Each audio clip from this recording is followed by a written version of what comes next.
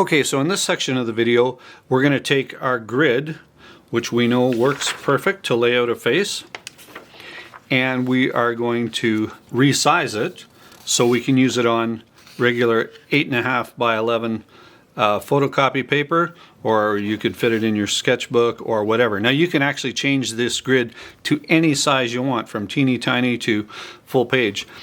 But we're just going to start with larger sizes at first to make things easier. So here's my metric grid, and again, you're going to be able to download this from the description section in the video. Here's the metric grid. Here is the imperial grid using inches. And then I'm also going to have the 11 by 17 inch size template in the description in the video also. So you'll have all three. Now, in preparation for this video, I've done some sketches already.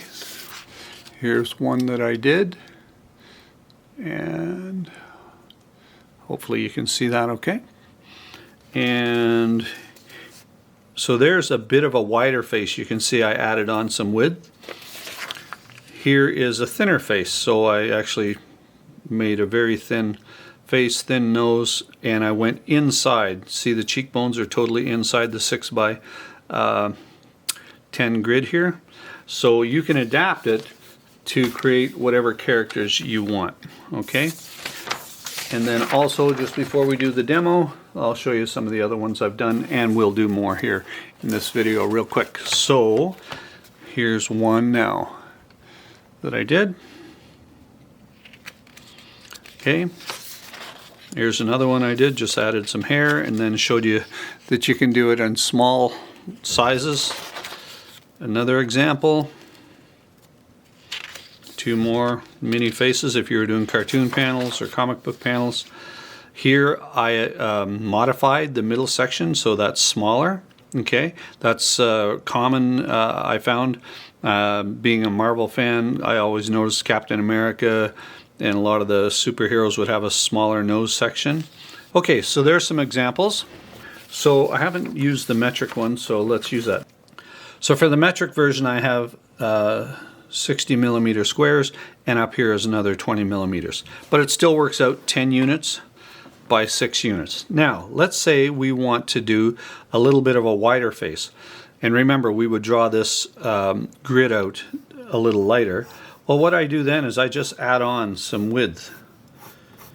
And with experience, you know, you can experiment how much width you want to add on. You can have a super wide face. You can do whatever you want. But I'm going to add on about that much. Everything else is the same. Okay? So we'll add in some features here. Here's the eyebrows.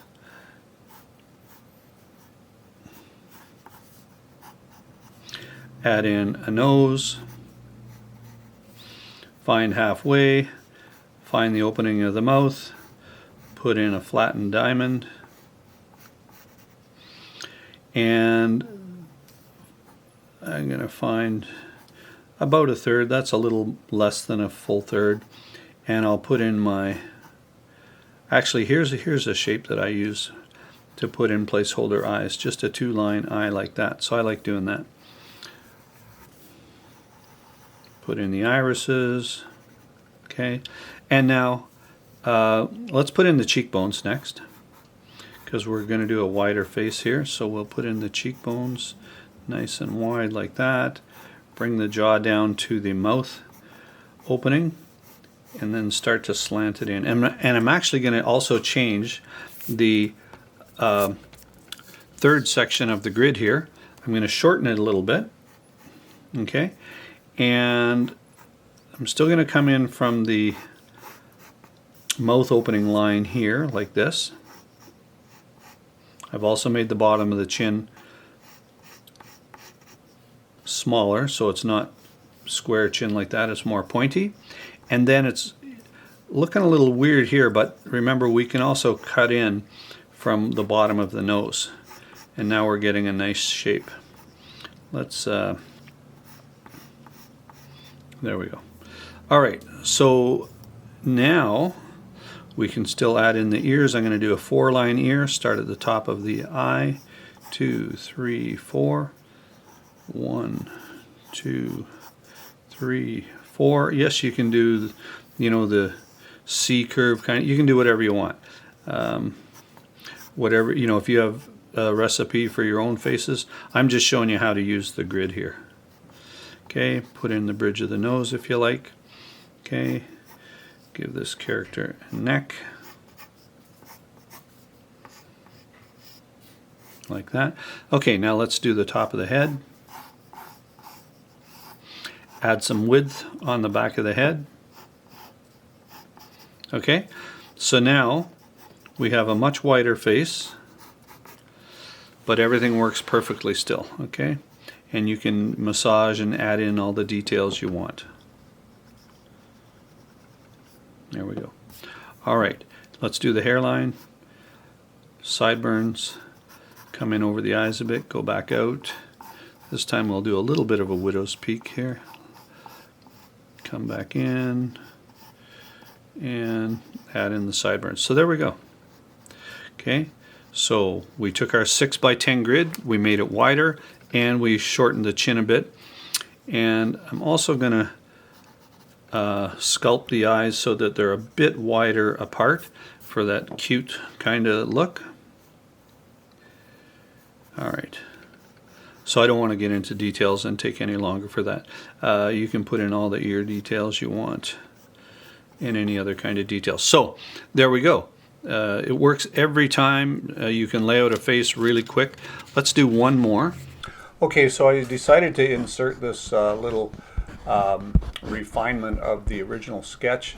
I just thought it would be nice for you to see it, how I upgrade the placeholder features that I put in when I'm setting up a face, and just adding a little more refinement to the details there. And there we go. Putting in some shading on the nose. Here's my eyebrows that I like to do for females. There we go. Just cleaning things up a little bit. And there, redoing the lips, then my seagull shape for the lips. A bit of minor shading, and then getting the jawline just a little heavier so you can see it better in the sketch. Now I've got the grid here. I'm doing this drawing on a photocopied grid paper, so we can't get rid of the grid, but that's okay because you need to see how I'm working with that. And there we go, putting in the top of the skull. And now my 4-line ear, and there's the dragon in the ear that I like to do. There we go, 4 lines. The outline there's the dragon in the ear right there. Okay, and then some more cleanup. And I think we're getting pretty near the end there. And yeah, that's just about it. Okay, now here, I just thought I would do a rough inking with a brush pen. And I'm not really, I guess you wouldn't really call it inking, it's more like a coloring book where all the line weight is the same, but it's nice to see the sketch with some black ink on it. And also I want to get used to doing, I haven't done inking in a while, so I thought, hey, you know what, I might as well just do some practice on screen here and get used to doing it. You don't have to be perfect in your art, just do it and have some fun with it. There we go. And the hairline. And there's a few mistakes in there, but I'm not going to white them out or anything. Just leave it like that. Okay. And on this one, what I'm going to do is I am going to shorten the middle section and make it into one of those superhero characters that I was talking about earlier. So first thing I'm going to do is I'm going to add a bit of width to the face, just a bit on each side, like that. I'm going to shorten the nose section. Now, remember that these are 60 millimeters, so if I go, whatever, I'm going to divide it into thirds, hopefully 20, 40, 60, so about here. I'm going to make the middle section actually pretty small. I'm going to chop off almost a third. So now this will be the bottom of the nose, but let's see what happens. Here's the eyebrows. Bottom of the nose is going to be here, and I'm going to use my modified M shape here. Okay, and then I'm going to make the eyes really close to the eyebrows.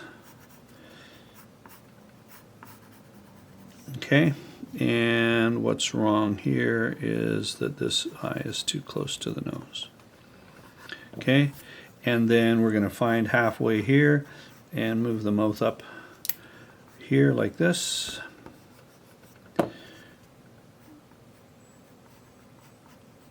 There we go for the nose. Nose bridge, like that. And so halfway would be about here from the nose to the chin. Mouth opening is going to be here. Top lip, bottom lip, like that. Okay, and put in the irises like that. Okay, so now we're going to add the cheekbones. Okay, we're going to keep the jaw nice and wide. We're going to bend it in right at the mouth here, and we're going to keep the bottom of the jaw pretty wide. Maybe not that wide, but that wide. Okay, come in at the mouth opening, which is about here. Come in, have a real nice wide jaw. Do the old chin cleft there. And now we'll put in the ears, start at the top of the eyes.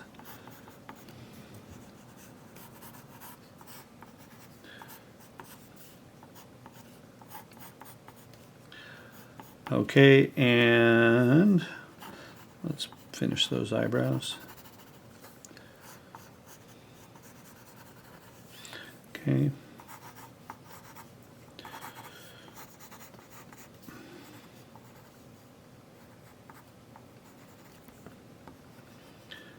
Don't like those two lines. Get the nostrils happening here a little more. All right. Like that. Put some shading on the top lip. Okay, so you can see I've got a big strong dude looking here. And we'll put in the top of the skull. Add some width to the back of the head. Okay. Hairline doesn't change. Or you can make it a little bit lower. It is actually, the hairline averages 15% of the way down from the top of the head. So this would be 10%. Real hairlines average around 15, but some are higher, some are lower. So this also works perfect. So this 6x10 works. All right, so there we go. This could even be like a layout for a Superman, Batman, you know, one of those big, you know, Colossus superhero kind of guys. Keep the neck really thick. Okay, so there we go.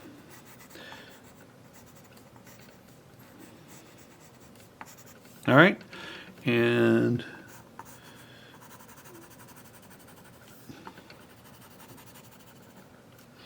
again, you can add in all the detail you want. So you can see how adaptable this 6x10 grid is. And so, you know, you might be saying, well, is it, you know, is 6x10 reality? Do people actually use it? Well, everybody from Da Vinci to Loomis, millions of people, actually anybody I see, except for one or two exceptions, they lay out some kind of grid, but you can tell after a while they can draw faces without the grid, which is what I'm going to do right now. So actually, drawing faces without the grid is what I'm going to show in the third video of this series. And here I'm just going to refine the sketch and doing the little Jim Lee / Dave Finch trick where I just erase the original sketch and just leave it barely visible and then refine the drawing right on the page. So when I first started doing that, that was kind of scary, but I really like doing it now when I'm not happy with the drawing. And here we are just doing some basic shading on the lips and then putting in my slanted rectangle eyes that I use so much. And there's my little trick to do irises with just two lines. Bridge of the nose and then rough in the eyebrows. Okay. All right, there we go. Just some rough shading. Putting in the cheekbones and then a nice big square jaw on this guy. I kind of imagine him as more of a Batman kind of character, or Superman with that big jaw. And then I use my 4-line ears, 1, 2, 3, 4, just like that. And then the dragon in the ear on the inside. So that's how I like to detail ears if I want them semi-realistic. Just like that. There's enough detail there to be interesting, but not enough to worry about being realistic or anything like that. Start with the sideburns and then do the hairline. That's my go-to hairline. And then put in a basic male haircut, short. And that's it. Now here I'm going to ink it. And I'm just using one brush pen. I'm not worried about really inking details and everything. I just wanted to get some black ink on the page like I did in the other drawing in this video.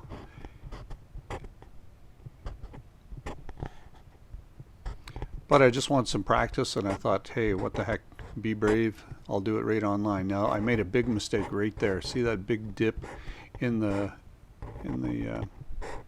upper lip there, or the mouth opening? So if I was going to worry about that drawing, I would white it out and refine that lip, but hey, I'm lazy, so we'll just leave it like that. And what's the saying I like to say? I used to be perfect, but then I was born. So there you go. Putting in the cheeks. The other thing that makes it harder to do when I'm filming is the fact that I don't like turning the page for you guys. I just like keeping it vertical, and that forces me to work with my arm at not a great angle for drawing, but I'm getting used to it. And here I'm just putting in the hairline and the top of the skull. I think for inking purposes next time I won't put in the top of the skull, because hey, if we're trying to get in those black lines, it's not really, well, I guess the purpose is to show you how I constructed the head, so I guess it's fine. And then here's my simple hair flip.